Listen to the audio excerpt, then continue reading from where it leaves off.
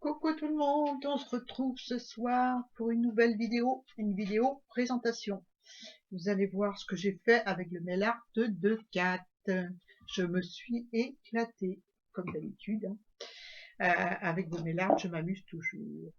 Donc j'ai fait une superbe boîte, voilà. Récupération boîte en carton. Et, euh, et voilà, je l'ai habillée avec son mail art. En fait, c'est l'étiquette du...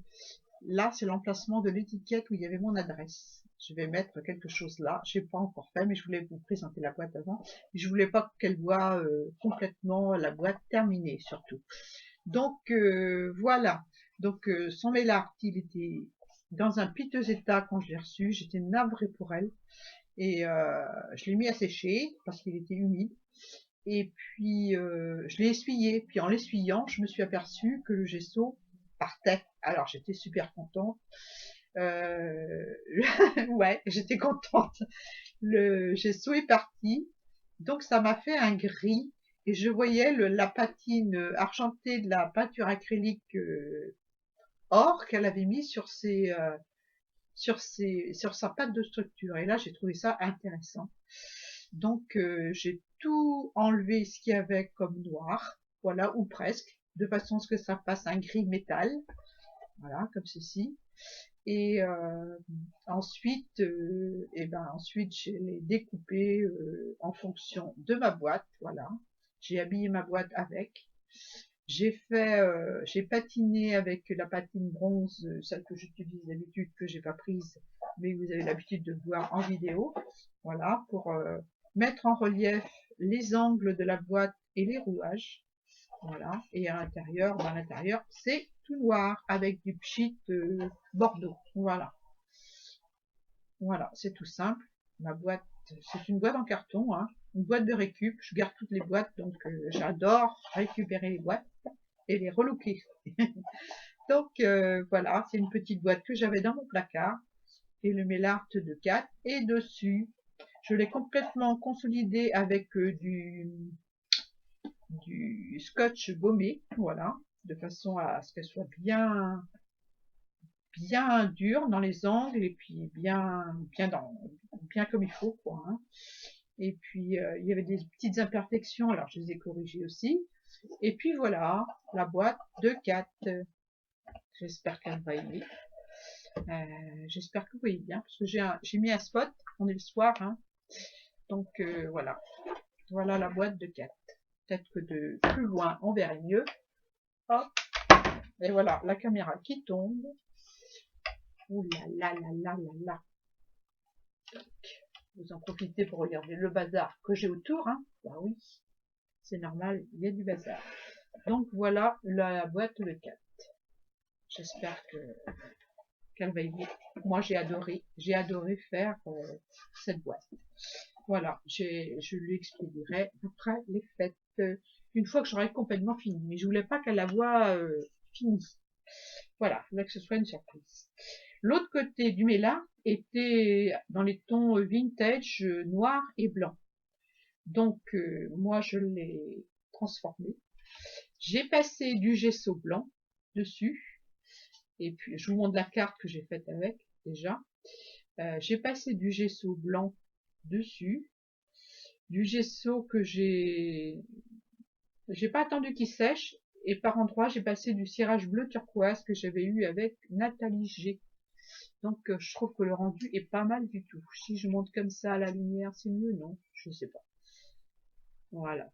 Donc voilà la carte que j'ai fait pour 4 avec son mail art, l'autre côté du mail art. J'avais un côté qui était plutôt steampunk et l'autre côté que je trouvais plutôt vintage. Donc voilà, j'ai fait quelque chose dans les tons bleu, blanc. Voilà, j'ai mis un petit point CCA que j'ai fait un tuto là-dessus. S'il y a quelqu'un qui ne l'a pas vu, qu'il aille le voir. Voilà, il est super et très facile à faire. Donc moi j'ai adoré faire des points CCA. Donc voilà, un petit ruban avec des petits sequins que j'avais acheté chez nous.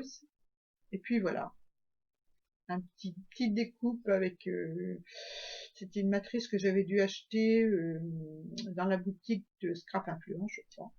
je crois, hein, je suis plus sûre. Voilà. Écoutez, vous irez voir. Hein. Voilà. Voilà pour la petite carte. Je lui ai fait aussi une petite pochette, toujours avec son mélar. Donc là, vous pouvez voir la photo à l'effigie de sa chaîne, le petit sticker qu'elle m'avait collé sur son mélar. Donc je l'ai gardé, je l'ai laissé tel qu'il était.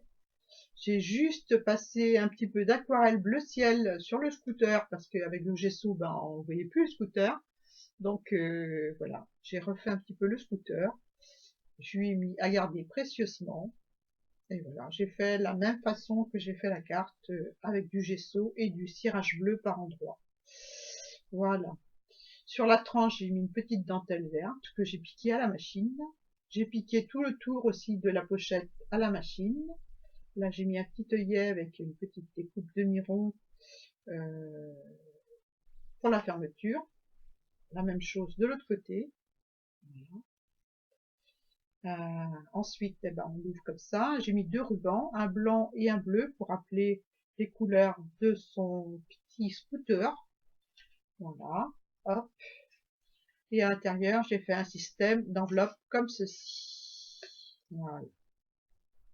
Et ben oui, il y a des petites choses à l'intérieur parce qu'il me restait des petites chutes. Donc voilà, je lui ai fait un petit ATG avec des découpes de chez Action, des tamponnages de chez Action que j'ai détourés. Voilà, un petit tag, un petit mot Noël que j'ai fait avec un dice de découpe de chez Scrap Influence aussi. Voilà, j'ai colorisé mes petits bonhommes et tout. Voilà. Et j'ai pas encore noté derrière, faut que je fasse. Je lui ai fait une ATC, voilà. Et il restait plus rien du Mélart, hein.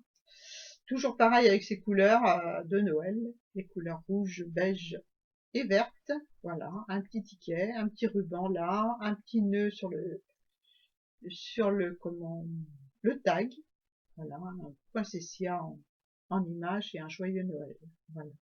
Mais bon, là, elle aura sûrement après les fêtes parce que j'ai fait beaucoup d'envois et je vais freiner un peu les dépenses. Mais bon. Donc, sûrement après les fêtes, elle aura son envoi. Voilà. Voilà. Donc, ensuite, est-ce que j'ai fait autre chose? Je sais plus, hein. Oui, j'ai fait un autre ATG. Voilà. Comme ceci. Plutôt de style steampunk, parce que comme sur mes lards, c'était steampunk et vintage. Donc, j'ai fait une ATG et une ATC vintage et une ATC steampunk. Voilà.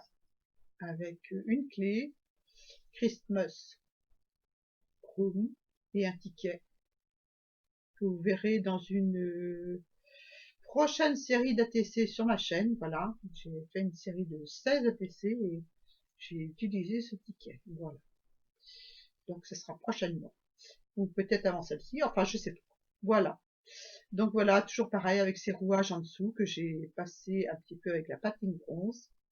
Voilà, je me suis régalée avec son Mélart. Hein. Il était dans un piteux état. J'étais navrée, et je dis, faut quand même que je fasse quelque chose avec. Donc voilà, j'y ai fait plein de choses. Je lui ai fait 2 ATC, une vintage, une steampunk, une ATG vintage, voilà. Et puis une super pochette avec des petites enveloppes.